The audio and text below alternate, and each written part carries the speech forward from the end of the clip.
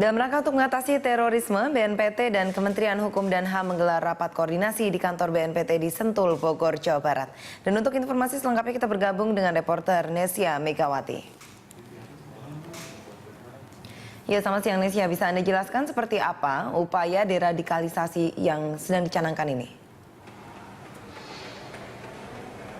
Ya, dia selamat siang, dan memang untuk mengenai upaya dari BNPT dan juga Kementerian Hukum dan HAM, ada sejumlah upaya yang dilakukan untuk mencegah atau menangkal paham radikal dalam program deradikalisasi. Salah satunya adalah yang paling utama adalah mengenai pendekatan agama. BNPT dan juga Kementerian Hukum HAM mengajak atau menggandeng para ulama yang ada di MUI, polisi dan juga para psikolog untuk mengidentifikasi, untuk mengenai satu persatu para napi terorisme mengenai paham yang dianut, dan juga sebagai satu upaya untuk melihat mengubah mindset mengenai paham radikal itu sendiri. Karena disinyalir paham radikal ini merupakan induk dari terorisme ataupun aksi teroris yang dilakukan oleh para narapidana tersebut. Saat ini dia sebanyak 242 napi yang mendekam di 22 lapas tersebar di 10 provinsi di Indonesia. Nah, untuk programnya itu sendiri tidak berada di lapas, tapi merupakan pusatnya adalah di gedung atau kantor pusat dari BNPT yang berlangsung atau berada di gedung atau berada di kawasan Sentul, Jawa Barat ini. Kalau misalnya kalau di lapas-lapas tersebut dinilai tidak efektif karena napi-napi tersebut bercampur dengan napi hukuman mati, napi narkoba, dan juga dengan napi yang lainnya. Khusus untuk teroris itu sendiri dipusatkan di gedung ini karena nantinya akan ada pendekatan secara khusus, yakni terutama untuk pendekatan agama. Dan para napi ini juga disiapkan ketika nantinya pada saat keluar atau setelah menjalani masa hukuman tersebut, nantinya para napi disiapkan agar bisa berbau dengan masyarakat dan juga paling tidak sudah mendapatkan pekerjaan tetap. Dan kalau memang bisa mendapat hasil maksimal, para napi yang sudah ditangkal paham radikal ini sendiri nantinya juga bisa mengajak teman-teman ataupun rekan yang masih juga mempunyai paham dari radikal itu sendiri. Dan dia berikut merupakan pernyataan dari Kepala BNPT Saud Usman Nasution. Mencari solusi yang tepat, bagaimana upaya pembinaannya. Jadi deradikalisasi itu seperti apa, Pak? Dan bisa kita melaksanakan dialog dulu, kita mengundang para ulama untuk berdialog dengan mereka. Kenapa mereka seperti itu? Apa permasalahannya? Kita akan tampung semua keluhan mereka, akan didialogkan tentang baik terhadap masalah ideologinya, masalah semua permasalahan yang mereka hadapi.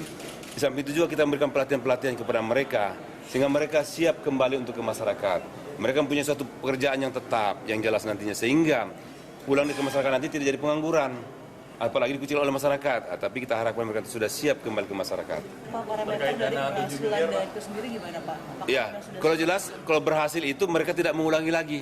Dan syukur alhamdulillah mereka bisa membantu kita dalam rangka untuk menyadarkan. Ya, dia untuk mengenai tadi memang rakor sudah berlangsung dihadiri oleh Menteri Hukum dan Hak Asasi Manusia yakni Yasona Lawli, dan juga tentunya adalah Kepala BNPT yakni Saud Usman Nasution. Tapi memang kami awak media tidak bisa melihat secara langsung bagaimana rakor di dalam gedung ini, karena memang dalam rakor tersebut selain dihadiri oleh sejumlah pejabat juga dihadiri oleh sejumlah napi terorisme, dan untuk menjaga privatisasi dari para napi tersebut sehingga kami tidak bisa melihat secara langsung Dias bagaimana aksi ataupun rakor yang berlangsung di gedung BNPT di kawasan Sentul, Jawa Barat. Dias. Sudah dipaparkan bagaimana pemerintah akan melakukan upaya-upaya kuratif terhadap pelaku teror, begitu ya. Terkait dengan hal tersebut, bagaimana dengan revisi UU pelaku teror ISIS yang bakal dicabut kewarganegaraannya?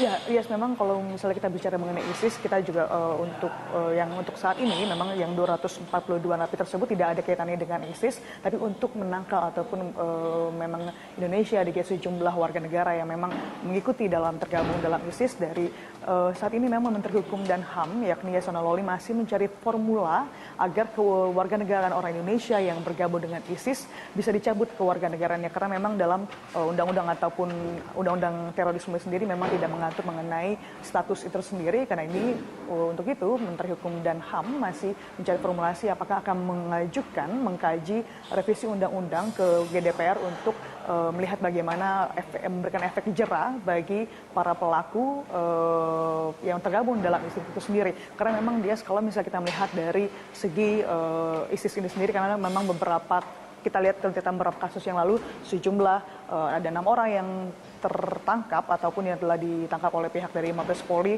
adanya yang membuat video, ada sangkaan atau yang lainnya, karena ini masih digali lebih lanjut, Dias, apakah memang benar-benar terlibat dalam video tersebut. Tapi yang jelas mengenai keluarga negara ini masih terus dikaji, apakah memang untuk dicabut kewarganegaraan memang bisa memberikan efek jera atau tidak. Untuk itu memang dari ini masih dikaji, Dias, dan akan diajukan ke DPR.